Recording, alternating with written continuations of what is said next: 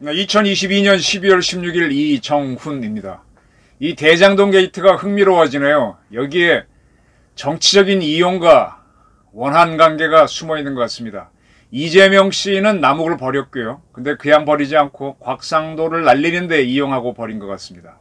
거기에 대해서 남욱 씨가 상당히 원한을 품지 않았나, 그런 추정이 나옵니다. 조선일보가 상당히 흥미로운 기사를 보도했습니다. 이 남욱 씨가 변호사 자격증을 갖고 있죠. 그가 미국으로 갔다가 돌아왔습니다. 돌아오기 전에 중앙일보인가요? JTBC랑 긴 인터뷰를 하고 돌아왔죠. 그리고 나서 구속이 됐습니다. 구속된 상태에서 그가 살기 위해서 구명운동을 했습니다.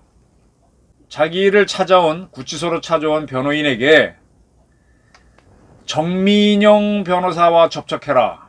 그리고 김용씨, 김용은 이재명 씨가 나의 왼팔은 김용, 오른팔은 정진상, 그렇게 얘기한 적이 있죠. 네. 김용을 만나보라고 해달라, 정민영 변호사에게 그렇게 부탁을 했답니다. 네. 살아야 되겠죠. 네. 그래서 이제 이 변호사가 정민영 씨는 누군가 하면은 유동규의 측근이었죠. 유동규 씨가 성남도시개발공사 기획본부장 하고 있을 때 그 밑에서 전략사업실장 하면서 이 대장동을 이렇게 돈이 많이 남는 쪽으로 개발하도록 그렇게 한 사람 중에 하나죠. 이때 정민영 씨는 그도 역시 기소는 돼 있었지만 불구속 상태였습니다. 수사받고 있었습니다. 그러나 불구속이니까 자유로우니까 정민영을 만나서 김용을 만나보게 해달라라고 해서 그게 전달을 한 모양입니다. 그래서 정민용 변호사가 김용 씨하고 접촉을 시도합니다. 이때 어떻게 했는가 하면 이 정도 보도가 나오면 거의 사실이죠. 네. 더 탐사 같은 데는 확인도 안 하고 청담동 게이트를 마구 터뜨리고, 김희경 같은 기자는 그게 사실이라고 마구 터뜨리지만 정상적인 기자는 합리적인 판단을 하니까 이러이러한 걸 물어서 이런 요소를 넣으면 돼요. 공중전화를 통해 김용 씨에게 연락했다. 왜 공중전화를 쓰느냐? 핸드폰 전화하게 되면 발신자 추적이 됩니다. 그래서 간첩들이라든지 뭔가 추적을 피하고 싶은 사람들은 공중전화를 쓰죠. 아주 이런 사람들은요, 택시, 전철은 당연히 안 타죠. 카드로 찍으면 언제 어디서 어디까지 탔다가 나오니까. 버스도 나오니까. 그러니까 택시를 탑니다. 택시 타고도 요즘은 뭐 카카오 택시 같은 경우는 콜 하게 되면은 어디서 어디까지 얼마 딱 찍히니까 그것도 기록이 남으니까 그렇게 하지 않고 지나가는 택시를 손으로 세워서 현금 주고 타고 다니죠. 그리고 그 안에도 블랙박스가 있으니까 말을 안 하고 이런 식으로 아주 철저한 사람들입니다. 그렇게 움직입니다. 그것도 싫으면 걸어 다니겠죠. 어쨌든 정민영 변호사는 공중전화를 통해서 김용 씨에게 연락했다. 자, 이렇게 해야만 이게 은밀히 만나려고 했구나, 이런 취재가 돼야 이게 정확한 보도지. 덧탐사식으로 하게 되면, 김의겸식으로 하면은 그건 진짜 기레기입니다.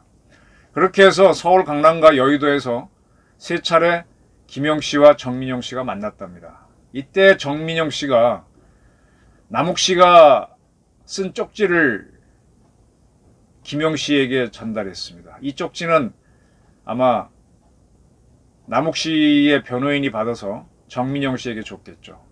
이걸 김용 씨한테 전달했습니다. 근데 그 쪽지에는 대장동 사업을 주도한 건 내가 아니고 김만배다. 검찰 수뇌부와 대화가 통하는 변호사를 소개해달라. 이렇게 적혀 있었답니다. 이거는 남욱 씨가 본인이 썼으니까 본인이 기억할 거고, 이걸 전달한 변호인이 기억할 거고, 정민영 씨도 알 거고, 김용 씨는 부인할 수 있어도 좀 어렵겠죠. 만난 사실도 부인하기는 어렵겠죠. 좋습니다. 이에 대해 김용 씨는 작년 11월이니까 이재명 후보가 아직 대통령이 아니니까 100% 힘을 쓸 수는 없다라는 취지로 답했다고 합니다. 그리고 난 다음에 이 정민용 씨는 이 남욱 씨 변호인에게 이태형 변호사는 이재명 씨를 위해서 많이 움직였던 변호사죠. 이태형 변호사가 소개해줬다라고 했는데 이태형 변호사는 소개한 적이 없다라고 합니다. 어쨌든 뭐 고검장 출신인 A 변호사가 찾아갈 것이다 라고 전해줬답니다. A 변호사. A 변호사는 지난 대선 때 이재명 캠프에서 법률지원단장을 맡았었고 고검장을 퇴임한 사람이죠. 고검장. 상당히 고위 검찰 출신이죠. 법률지원단장 맡고 고검장 출신이 누군가 하고 알아봤어요. 이런 인물이 나옵니다. 담양의 전남 담양 출신이고 담양에 공고가 있습니다. 요즘은 공고가 없지만 저희 때는 공고가 많았습니다. 공고 출신이고 그리고 전남대학교 법학과를 나왔습니다. 전남대 법학과 나와가지고 솔직히 검찰에서는 워낙 서울대 법대가 세서 고위직으로 올라가기 어려운데 고검장까지 부산 고검장까지 올라갔습니다. 전남대 출신으로 고검장까지 간 사람은 이분하고 김양균 씨가 처음이고 두 사람인 걸로 알려져 있습니다. 공고 출신으로 이렇게 고검장까지 간 검사가 있나? 거의 처음 아닌가? 아마 담양공고에선 최초일 겁니다. 흥미로운 거는 그는 공고 출신으로 전남대 출신으로 검사가 됐는데 성적이 굉장히 연수원이 좋았는지 서울지검에 근무했어요. 그때 그의 사무실에서 그때는 이제 타자를 여직원들이 쳤었죠. 10급 여직원이 있었는데 그 여직원도 되게 고졸들이죠. 딱 공고 나온 사람이 검사 됐다는 얘기를 듣고 나도 해보겠다라고 해서 사표 쓰고 나가서 10여 년 후에 사법시험에 붙은 그렇게 이제 자극을 줬던 그런 유명한 검사죠. 양분환 검사는 아주 특수통으로 이름을 날렸습니다. 수사를 잘했습니다. 윤석열 대통령보다도 사법연수원이 하나 빠릅니다. 이분도 이제 학번으로 보게 되면은 윤석열 대통령보다도 학번이 하나 늦은데 사실은 빨리 된 게 아니죠. 대학 졸업하고 학사장교로 군에서 장교 근무 마치고 붙었으니까. 그리고 이제 2003년 대선 불법자금 수사팀이 돼가지고 윤석열 당시 검사와 함께 한나라당 불법선거자금 차떼기당 나올 때 그 수사에 같이 했었죠. 그리고 지난 8월에 부산고검장을 끝으로 나왔었고 그 다음에 이제 윤석열 씨가 21년 3월 달에 검찰총장을 그만뒀을 때 그 후임으로 꽤 이름이 올랐지만은 되지는 않았습니다. 그리고 그가 이재명 캠프의 법률지원단장으로 들어갔었죠. 그래서 그랬었죠. 하여간 그는 많은 수사를 했습니다. 박근혜 정부에서 이제 처음으로 검사장이 돼서 광주 고검의 차장검사를 하다가 광주지검 검사장 거쳤고 의정부 검사장 거쳤고 이제 광주 고검장까지 부산 고검장까지 했습니다. 그리고 나왔죠. 그리고 이재명 측근이 돼가지고 있을 때 이런 일이 생깁니다. 이 양분환 변호사가 이제 변호사가 됐는데 남욱시 변호인으로 선임이 됐습니다. 그 후에 그런 양분환 변호사가 조선일보 보도에 따르면 작년 12월 말 남욱시에게 내 얼굴을 봐서라도 한 번만 검찰에 가서 그때 곽상도 의원의 아들이 김만배 씨 회사에 근무하면서 퇴직금을 50억 받아갖고 문제가 됐었죠. 이게 결국 뇌물이었던 건데 곽상도 관련 조사를 받아달라고 부탁을 합니다. 왜냐하면 그때 검찰이 곽상도 의원에 대해서 구속영장 청구했다가 기각당했거든요. 그러니까 좀 검찰 조사를 가서 좀 도와주라 이렇게 얘기했다는 거예요. 그래서 이제 남욱씨가 검찰에 가서 곽상도 의원한테 2016년 5천만 원 줬는데 변호사비 명목으로 줬다라고 했는데 검찰은 그게 불법 정치자금으로 봐서 다시 청구해서 구속시켰습니다. 그리고 남욱씨도 불법 정치자금 제공 혐의로 추가 기소됐습니다.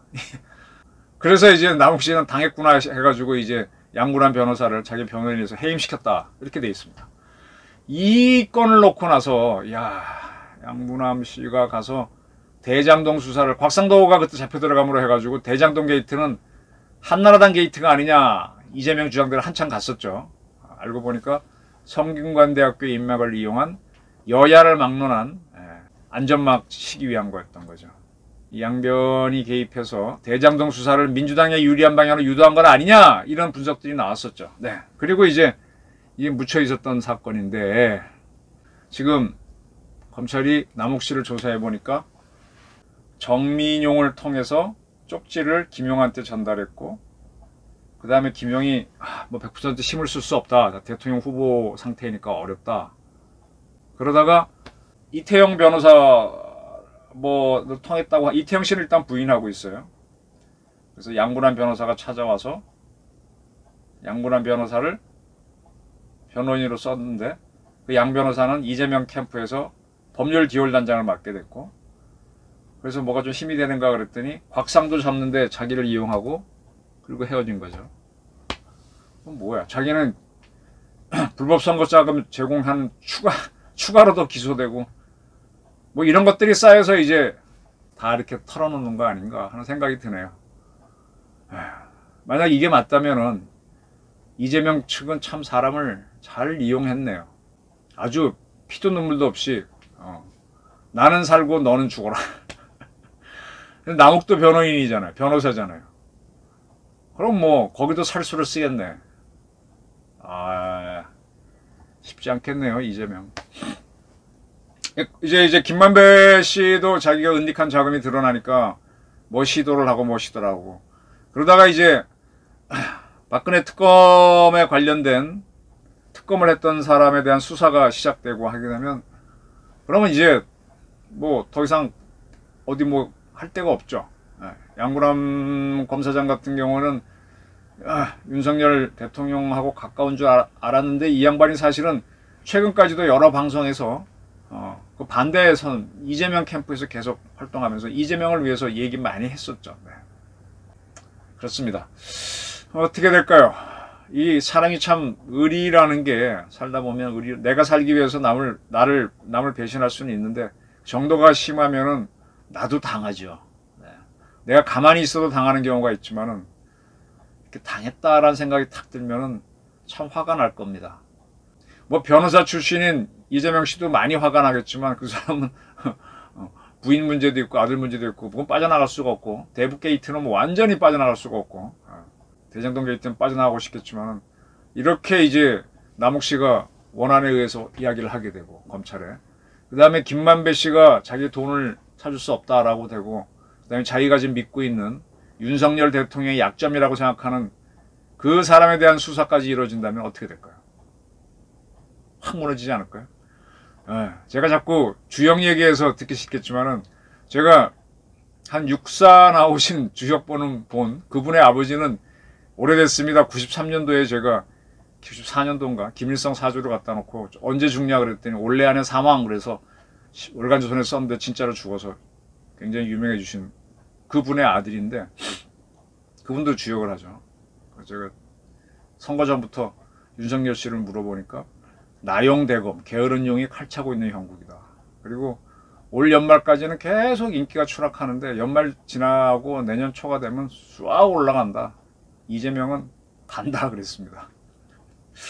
이렇게 주역이 맞아떨어지면 저도 자꾸 그쪽으로 쏠리게 되는데 어쨌든 그게 뭐 자기 운수 때문이겠습니까? 다 자기 한 행동 때문에 그랬겠죠. 뭐 이 나이 되면은 이것저것 다 이해를 하는데 지나치고 사람을 배신하면 뭐 남욱 씨나 이런 다 변호사 자격증 있는 사람들이 다 이렇게 합리적으로 어느 정도는 보잖아요. 자기 이익은 추구하더라도. 근데 지나치면은 그 트러스트를 깨고 폭로를 하게 되죠. 이제 김만배마저 넘어가면 참 어려울 겁니다. 곽상도를 날리는데 남욱을 동원했던 이재명의 운명이 어떨지 궁금합니다. 경청해 주셔서 감사합니다.